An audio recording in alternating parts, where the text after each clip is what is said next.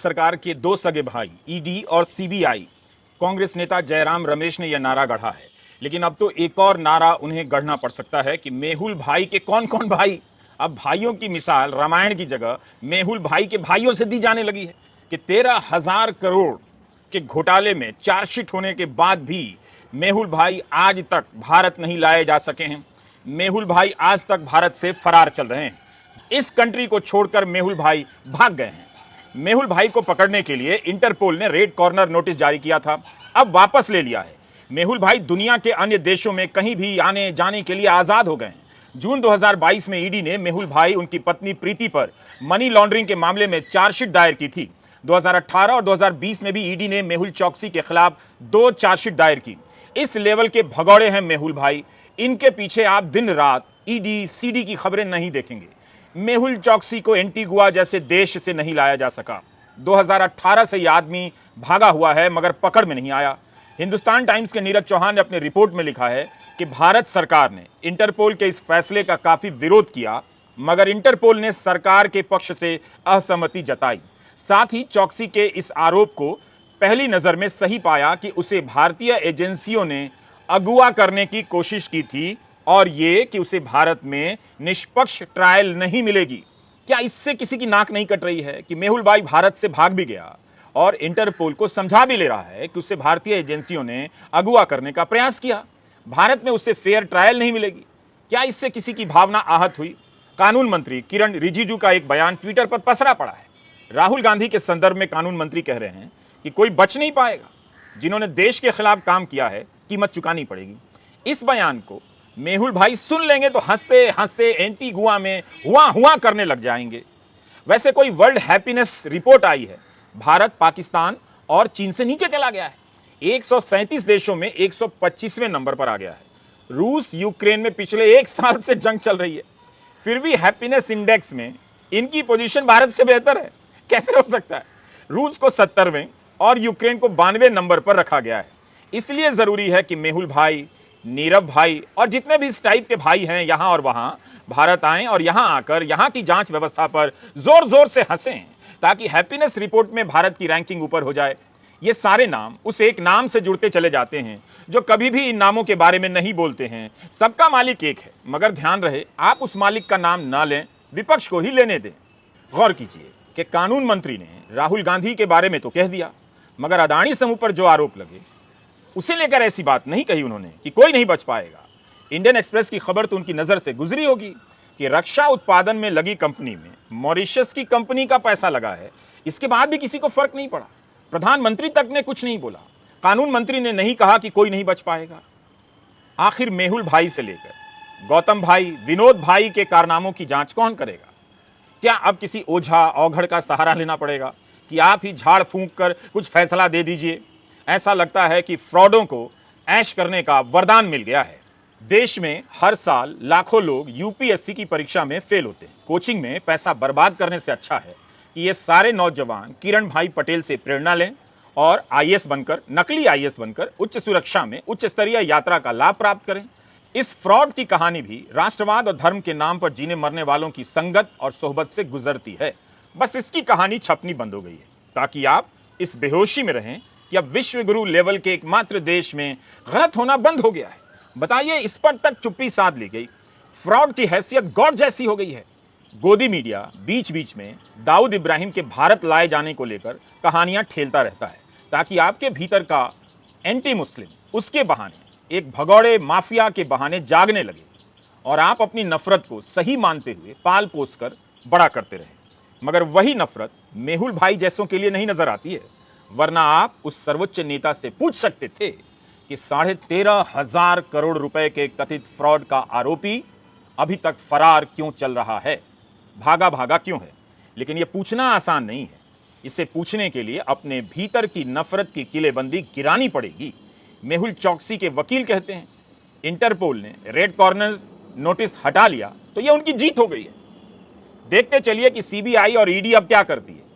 तेजस्वी यादव की पत्नी गर्भवती हैं, तेजस्वी यादव की बहन गर्भवती हैं, तो उनसे पूछताछ हो गई, पूछताछ के नोटिस भेज दिए गए। इस हालत में भी जांच एजेंसियां उनसे पूछने जा रही हैं, पूछ चुकी हैं। कोई महिला आयोग तक इस देश में नहीं है क्या? लेकिन मेहुल चौकसी के लिए देखिए कितनी सुविधा है। 13,000 करोड़ रुपए का फ्रॉड करके ये आदमी भागा हुआ है। लेकिन आप देखिए, बहनों को ले आया गया है, मेरी बीवी को ले आया गया, इतनी निम्न स्तर की लड़ाई हो गई है। आडवाणी जी, अटल जी जब थे तो ऐसा माहौल नहीं था महोदय। भले विचार में हम लोगों का अलग था, लेकिन ये तो अलग ही माहौल है। ये तो पॉलिटिकल विंडिक्टिव से भी ज्यादा जो है एकदम पर्सनल हो गया लोग।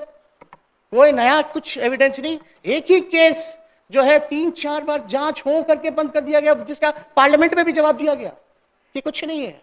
डीए केस हुआ हमारे पूरे परिवार पे, जब डीए केस हम लोग सुप्रीम कोर्ट से जीत गए तब भी लगे पड़े इन लोग। लेकिन इन लोगों का शातिरपना जो है चलने वाला नहीं। जब लालू जी ने डरे तो लालू जी का बेटा भी डरने वाला नहीं। तो अब मेहुल चौकसी दुनिया के हर एयरपोर्ट पर नजर आएगा। अब आपको नजर आए तो एक सेल्फी ले लीजिएगा, वैसे भी आप लेते ही। इधर ईडी के अफसर विपक्ष के नेताओं के यहाँ छापे मारते रहेंगे, उन्हें बुलाकर पूछते रहेंगे, चाहे कविता हो या तेजस्वी। भारत राष्ट्र समिति की के कविता से भी ईडी ने दिल्ली आबकारी नीति के संदर्भ में पूछताछ की। कविता से 10 घंटे तक पूछताछ होती रही। ईडी ने आरोप लगाया कि कविता ने पुराने फोन नष्ट कर दिए हैं, तो वह सारे पुराने फोन को लहराते हुए ईडी के दफ्तर पहुंच गई। मेघालय में सबसे भ्रष्ट सरकार चल रही थी, तो इन एजेंसियों ने क्यों नहीं बताया कि वहां कैसे लूट हुई। कर्नाटका में बीजेपी की सरकार पर इतने आरोप लग गए। विपक्ष का आरोप है कि इन एजेंसियों ने बीजेपी शासित राज्यों की तरफ देखना बंद कर दिया है। इंडियन एक्सप्रेस की एक रिपोर्ट है, 2014 के बाद नेताओं के खिलाफ ईडी के मामले में तेजी से वृद्धि हुई है। इनमें से 95% विपक्ष के खिलाफ मामले दर्ज हुए हैं। साफ दिख रहा है कि जांच एजेंसियों के सहारे विपक्ष को खत्म किया जा रहा है, एक तरह से लोकतंत्र को खत्म किया जा रहा है। ये बात आप भले लंदन में ना कह सकें, मगर भारत में कह सकते हैं। अदानी समूह पर आप जितने भी आरोप लगा लें, मीडिया रिपोर्ट में चाहे जितने भी नए नए तथ्य सामने आ जाएं, मगर प्रधानमंत्री मोदी भाषण देंगे मदर ऑफ डेमोक्रेसी पर। उधर मेहुल चौकसी 13,000 करोड़ का चूना लगाकर भागा भागा घूम रहा है। आप जानते हैं कि इंडियन एक्सप्रेस ने एक रिपोर्ट की, बताया कि एक रक्षा उत्पादन से जुड़ी कंपनी है।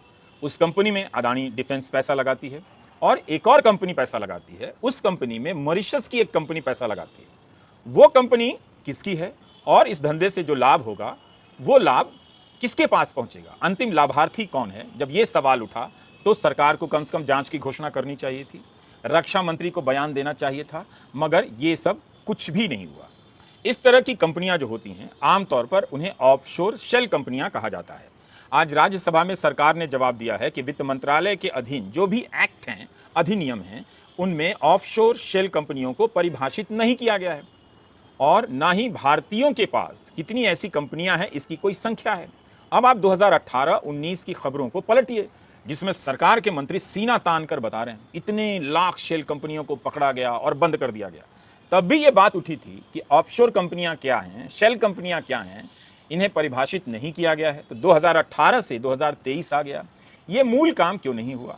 क्या ये छेद इसलिए छोड़ दिया गया ताकि समय आने पर किसी को बचाया जा सके? इस बात का आपको ध्यान रखने की जरूरत है। क्या ये वजह हो सकती है कि अदानी समूह पर जब आरोप लगे तो सरकार ने जांच करने की कोई सक्रियता नहीं दिखाई, संसद चल नहीं पा रही है। अदानी समूह के मामले में जेपीसी से जांच की मांग को लेकर आज भी संसद परिसर में विपक्ष ने आवाज उठाई, प्रदर्शन किया। संसद भवन के प्रथम तल से बैनर भी लटकाया गया जिस पर लिखा था, हम जेपीसी चाहते हैं। कांग्रेस नेता मल्लिकार्जुन खड़गे अदानी को परम मित्र कहते हैं। उन्होंने ट्वीट किया है कि परम मित्र को बचाने के लिए लोकतंत्र को दांव पर मत लगाओ, जेपीसी बैठाओ, संसद चलाओ और सच्चाई सामने लाओ। मुझे बताते हुए बहुत दुख है कि केंद्र में बैठी सरकार, जिसकी ईडी सीबीआई रोजाना विपक्ष के नेताओं को पकड़ने में तो अपनी सक्रियता दिखाती है, वो मेहुल चोकसी के खिलाफ सबूत इकट्ठा करके इंटरपोल को नहीं सौंप पाई। क्योंकि भारत सरकार ने मेहुल चोकसी के खिलाफ एक मजबूत केस इंटरपोल को नहीं सौंपा, उसके चलते इंटरपोल ने रेड कॉर्नर नोटिस जो मेहुल चोकसी के खिलाफ जारी किया गया था उसे रद्द कर दिया। आज सब लोग पूछते कि 13,000 करोड़ रुपए का गबन कर कर आपकी आंखों में 5 साल से धूल झोंक रहा है आपका मेहुल भाई। इंटरपोल ने उसके खिलाफ रेड कॉर्नर नोटिस हटा लिया है, अब उसको कैसे लाइएगा वापस? संसद नहीं चल रही है, बीजेपी राहुल गांधी से माफी की मांग कर रही है। राहुल गांधी का कहना है कि उन्हें संसद में बोलने नहीं दिया जा रहा है। राहुल ने लोकसभा स्पीकर को पत्र लिखा है और कहा है कि उन्हें बोलने दिया जाए, क्योंकि सदन में उनके खिलाफ 4 मंत्रियों और बीजेपी के अन्य नेताओं ने आरोप लगाए हैं। वे इन आरोपों पर जवाब देना चाहते हैं।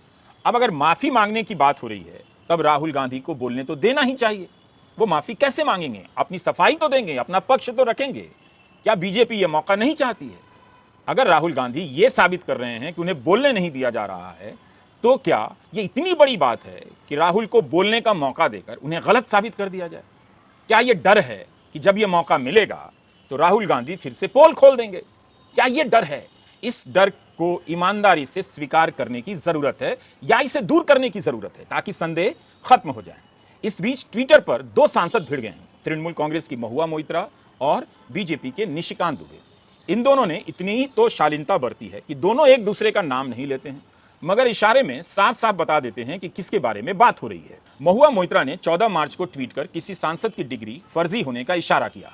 17 मार्च को महुआ ट्वीट करती हैं कि 2009 और 14 के अपने हलफनामे में माननीय सदस्य ने दिल्ली यूनिवर्सिटी से पार्ट टाइम एमबीए करने का दावा किया है।